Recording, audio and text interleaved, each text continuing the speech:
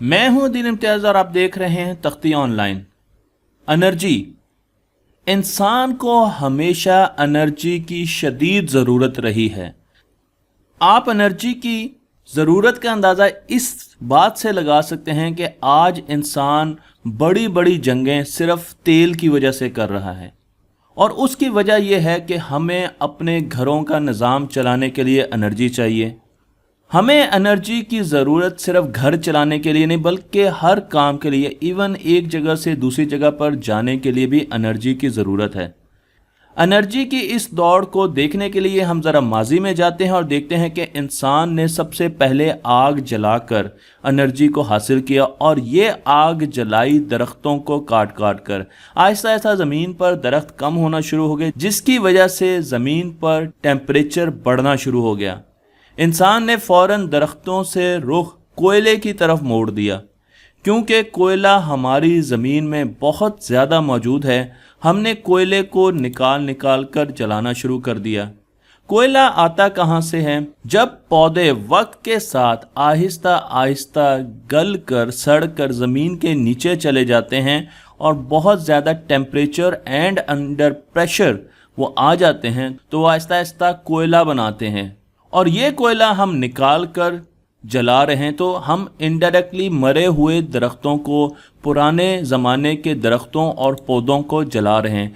इनके जलाने से हमें कार्बन डाइऑक्साइड मिलती है, जिसका इस्तेमाल हमारे पास नहीं है, तो हम उसको एटमॉस्फेयर में छोड़ देते हैं, जिससे हमारी एटमॉस्फेयर का टेम्परेचर आहिस्ता आहिस्ता बढ़ रहा है, और उसकी वजह ग्रीन हाउस इफेक्ट है, जिसको मैंने एक और वीडियो में डिस्कस किया है। हम जब बिजली प्रोड्यूस करते हैं कोयले से, तो उसमें सबसे पहला स्टेप ये होता है कि हम स्टीम बनाएं, कोयले से स्टीम बनाएं, और उस स्टीम के ज़रिए एक स्टीम टरबाइन को, एक पहिए को गोल गोल घुमाएं। जब ये पहिया, जिसे मैं स्टीम टरबाइन कह रहा हूँ, ये गोल गोल घूमता है, तो इसके साथ हम एक मैग्नेट लगा देते हैं और उस मैग्नेट को भी घुमाते हैं।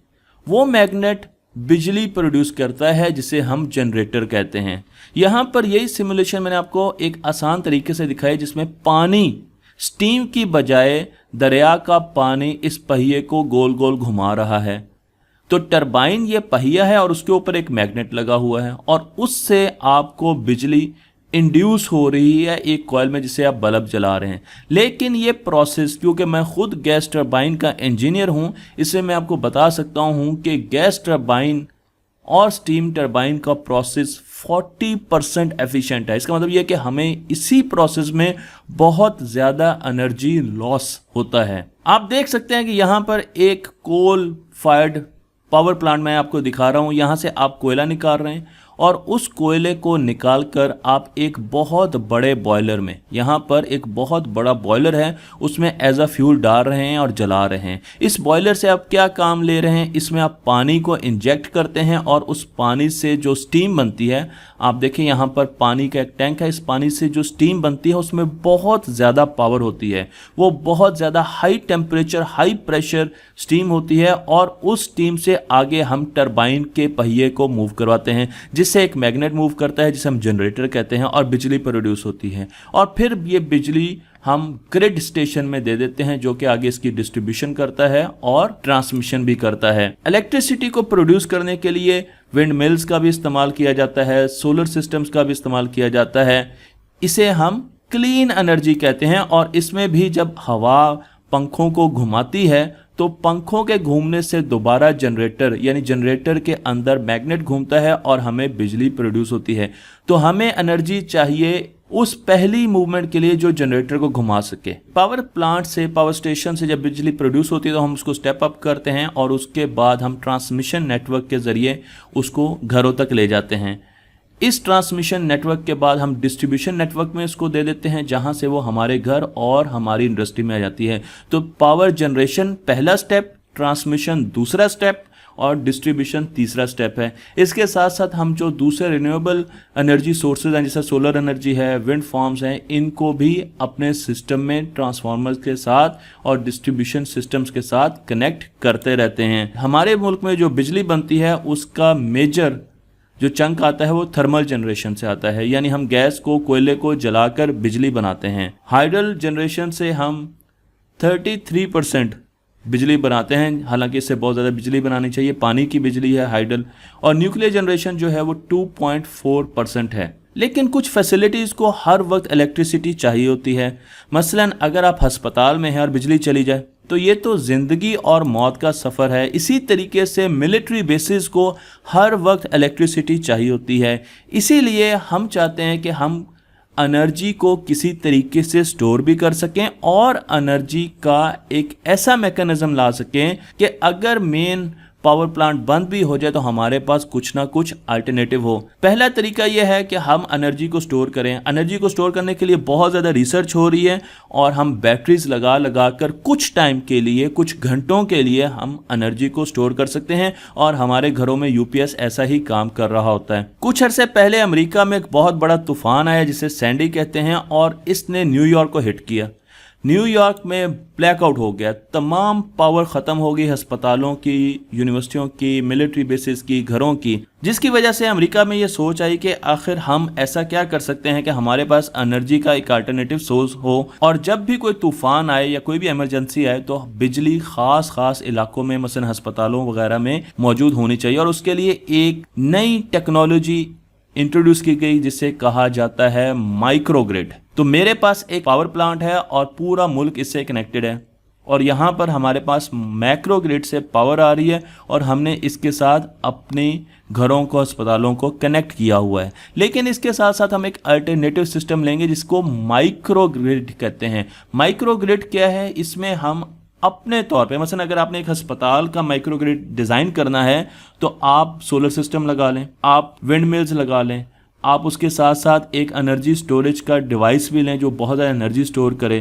ताकि जब भी माइक्रोग्रिड डिस्कनेक्ट हो या माइक्रोग्रिड में कोई प्रॉब्लम आया, ओवर वोल्टेज हो गया, अंडर वोल्टेज हो गया, तो फ़ौरन आप इसको डिस्कनेक्ट करें और उसके साथ ही सीमलेस तरीके से, यानी बिजली जाए बगैर आपका सारा सिस्टम शिफ्ट हो जाए आपके माइक्रोग्रिड की जितने भी रिसोर्सेज हैं इन पर, और आपके मोहल्ले के, आपके अस्पतालों के, आपके शहरों की बिजली ना जाए। ये कॉन्सेप्ट माइक्रोग्रिड का है। तो अब हर जगह पर माइक्रोग्रिड्स लगाए जा रहे हैं और ये जो छोटा माइक्रोग्रिड है इसके अंदर इसका कंट्रोल सिस्टम भी होता है। कंट्रोल सिस्टम ऑटोमेटिकली डिसाइड करता है कि कब उसने लोड शेड करना है, कब उसने मेन मैक्रोग्रिड जहाँ से पावर आ रही है उसको ख़त्म करना है और ट्रांसफ़र करना है लोकली जो उसके पास रिसोर्सेज हैं उनके ऊपर। और उसके साथ साथ वो एनर्जी को, जो लोकली एनर्जी प्रोड्यूस हो रही है, उसको स्टोर भी करता रहता है बैटरीज के अंदर। इनके पायलट प्रोजेक्ट बहुत जगह पर लग रहे हैं और इस वक्त बहुत ज़्यादा टेस्टिंग हो रही है माइक्रोग्रिड को किस तरीके से हम इस्तेमाल कर सकते हैं। मैं आपको यह भी बताता चलूं कि ट्रांसमिशन में भी एनर्जी का बहुत ज़्यादा ज़या होता है। मसलन आप देख लीजिए कि हमारे कई ट्रांसमिशन एंड डिस्ट्रीब्यूशन सिस्टम्स जो हैं वो 40% के करीब, 30% के करीब बिजली ज़ाया कर रहे हैं। तो इस बिजली को ज़ाया होने से बचाने के लिए भी हमें कुछ करना चाहिए। और उसके साथ साथ एक और चीज़ बिजली की कंजम्पशन है। मसलन शाम को 5 बजे से लेकर रात 10 बजे तक हम बिजली को मैक्सिमम यूज़ करते हैं और उसके अलावा हम बिजली की यूटिलाइजेशन बहुत कम करते हैं। तो इन आवर्स में हमें बहुत ज़्यादा बिजली चाहिए होती है और हमारे सिस्टम पे बहुत ज़्यादा लोड होता है। इसी तरीके से अगर हम जनवरी फरवरी में देखें तो सर्दियों में बिजली की कंजम्पशन कम होती है, आप देख सकते हैं, जबकि गर्मियों में बिजली की कंजम्पशन बहुत ज़्यादा होती है। तो साइंसदानों ने सोचा कि क्यों ना माइक्रोग्रिड को इंटेलिजेंट बनाया जाए, वो खुद डिसाइड करे कि किस तरफ उसने बिजली का लोड बढ़ाना है और किस तरफ बिजली का लोड कम करना है, किस यूज़र को बिजली ज़्यादा चाहिए इस वक्त, यूज़र को बिजली कम चाहिए। इसके साथ साथ हम तमाम सिस्टम सॉफ्टवेयर पे लाना चाहते हैं ताकि हमारे पास बिजली की यूटिलाइजेशन, उसकी जनरेशन, उसकी डिस्ट्रीब्यूशन का तमाम डेटा हो, ट्रेंड्स हो, हमें यह भी पता चले कि कौन सा सिस्टम ख़राब हो चुका है। और इसके साथ साथ हम एनवायरनमेंट फ्रेंडली सिस्टम्स लेके आएँ। अगर बिजली कम इस्तेमाल होगी तो हम एटमॉस्फेयर में लो कार्बन एमिट करेंगे और इसी तरीके से जो दूसरे सिस्टम्स हैं उनको किसी तरीके से यूटिलाइज किया जा सकता है, जैसे विंड मिल और बाकी चीज़ें। तो उसके लिए हमने इस माइक्रो ग्रिड को स्मार्ट बना दिया, इसमें दिमाग भर दिया, इंटेलिजेंस भर दी। अब इसकी इंटेलिजेंस क्या करेगी? एक तो ये इंटेलिजेंस करेगी कि हमने इसके ऊपर एक कम्युनिकेशन सिस्टम भी बिठा दिया। यानी हमारे जो पुराने मैक्रो ग्रिड होते वो वन वे ट्रैफिक देते थे और वो भी पावर आती थी हमारे घरों तक और ख़त्म हो जाता था। जब पावर वहाँ से कटती थी तो हमें नहीं पता चलता था। लेकिन अब इसके ऊपर एक टेलीकम्युनिकेशन का भी सिस्टम है जो कि हमें SMS के जरिए बताएगा, हमें डेटा के जरिए बताएगा, हमें इंटरनेट के जरिए बताएगा कि पावर इस वक्त आ रही है। मैं आपको ये तस्वीर दिखाना चाहता हूँ। यहाँ पर आप देखें तो ये हमारे पास जनरेशन फैसिलिटी है, उसके साथ हमारे पास ट्रांसमिशन नेटवर्क है। यहाँ पर आप देख लें तो ये ग्रिड है और आपको मुख्तलिफ किस्म के ट्रांसमिशन पोल्स नज़र आ रहे हैं, और कमर्शियल इंडस्ट्री है और रेजिडेंशियल एरिया है। लेकिन इसके साथ साथ आप ग्रीन कलर की डैश्ड लाइंस भी देख रहे हैं। ये हमारा टेलीकम्युनिकेशन सिस्टम है जो कि डेटा ट्रांसफ़र कर रहा है हमारे घरों से जनरेशन फैसिलिटी को और जनरेशन फैसिलिटी से हमारे घरों तक। लेकिन आप पूछेंगे कि इस डेटा का फ़ायदा क्या है। मैं आपको एक और एग्जांपल देता हूं। इसका फ़ायदा यह है कि आप अपनी बिजली की कंजम्पशन को मॉनिटर कर सकते हैं। आप देख सकते हैं कि दिन के किस वक्त आपका लोड सबसे ज़्यादा होता है, आप उसको कैसे कंट्रोल कर सकते हैं। इवन आप ये भी बता सकते हैं कि इन दिनों में मैं घर से बाहर होऊंगा तो मेरे घर की कोई चीज़ ऑन नहीं होनी चाहिए। इससे आपका बिल बहुत ज़्यादा कम होगा, एनर्जी की यूटिलाइजेशन भी बहुत कम होगी। और इसको करने के लिए हमें कुछ चेंजेस अपने घरों में लानी पड़ेंगी। सबसे पहली चीज़, हमें स्मार्ट मीटर्स लाने पड़ेंगे जो कि डेटा को स्टोर भी कर रहे हैं, हमारे घर को भी मॉनिटर कर रहे हैं, और इसके अंदर हमारी एनर्जी की तमाम कंजम्पशन, हमारी बिलिंग, हमारी कॉस्टिंग मौजूद है। और उसके साथ ये वायरलेसली डेटा कनेक्ट कर रहे हैं स्मार्ट ग्रिड के मेन प्रोसेसर के साथ। तो वायरलेसली आप कम्युनिकेट कर रहे हैं। ये मीटर हमारे घर की जितनी भी बिजली से चलने वाले इक्विपमेंट है, इलेक्ट्रिकल अप्लायंसेस हैं, उनसे कनेक्टेड हैं। अब वो भी स्मार्ट हैं, उनके अंदर भी हमने इंटेलिजेंस डाल दी है और हम उनको मोबाइल की एप्लीकेशन के साथ भी कंट्रोल कर सकते हैं। और उसके साथ साथ वो हमें ये भी बताएंगे कि हमारा AC दिन में इतने टाइम चलता है और दिन के इस टाइम पर वो बहुत ज़्यादा करंट ड्रॉ करता है, जबकि रात को वो बहुत कम करंट ड्रॉ करता है। इसी तरीके से आप अपनी चीज़ों को ट्रबल शूट भी कर सकते हैं। मसलन आप अपनी फ्रिज का करंट मॉनिटर कर रहे हैं और आपको पता चला, या आप अपने AC का करंट मॉनिटर कर रहे हैं और आपको पता चला कि ये तो 2 एम्पेयर, आजकल के AC 2 एम्पेयर भी ले रहा था, लेकिन पिछले 2 हफ्तों से इसने 4 एम्पेयर लेने शुरू कर दिए हैं। तो फ़ौरन आप टेक्नीशियन को बुलाएंगे और कहेंगे कि इसको चेक करें, इसमें कोई प्रॉब्लम है।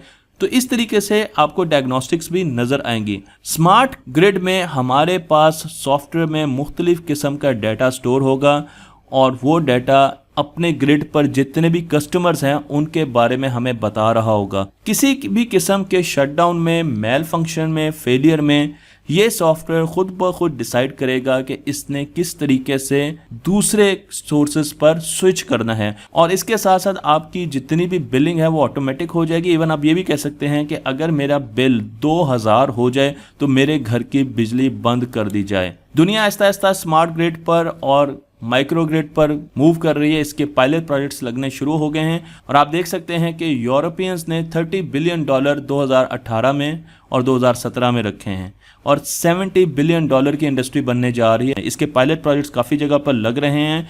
और अगर आप स्मार्ट अप्लायंसेस USA में देखें तो आपके पास water meter, gas meter, electric meter, उनकी आहिस्ता आहिस्ता शिपमेंट्स बढ़ रही हैं। लेकिन इसके कुछ डिसएडवांटेज भी होंगे और एक बड़ा डिसएडवांटेज ये है कि अगर आप अपना सारा पावर का सिस्टम सॉफ्टवेयर में डालते हैं तो हैकर्स आपको हैक कर सकते हैं, वो आपकी पावर को बंद कर सकते हैं, वो आपका डाटा चोरी कर सकते हैं, आपके बारे में जान सकते हैं। ये एक बहुत बड़ा ड्रॉबैक है। और अगर आप मूवीज़ देखते हैं तो इसके बारे में बहुत सी मूवीज़ आ चुकी हैं जहां पर हैकर बहुत दूर बैठे मुल्कों पर अटैक कर देते हैं। दूसरा थ्रेट मेलवेयर्स का है कि आपके कंप्यूटर में या हमारे जो कंट्रोल सिस्टम है उनके कंप्यूटर में अगर कोई वायरस आ जाता है तो आपकी बिजली उससे डायरेक्टली अफेक्ट हो सकती है। तो ये भी एक बहुत बड़ा इशू है। तो इसका मतलब यह है कि इसकी हमें सिक्योरिटी बहुत बेहतर बनानी पड़ेगी, हमें हैकर्स के हमलों से बचना होगा। तो मुझे उम्मीद है कि आपको मेरी ये वीडियो पसंद आई होगी। ये वीडियो एक फ़ैन के कहने पर बनाई गई थी। अगर इस वीडियो को आप पसंद करते हैं तो इसको लाइक कीजिए, शेयर कीजिए और दूसरों तक पहुँचाइए।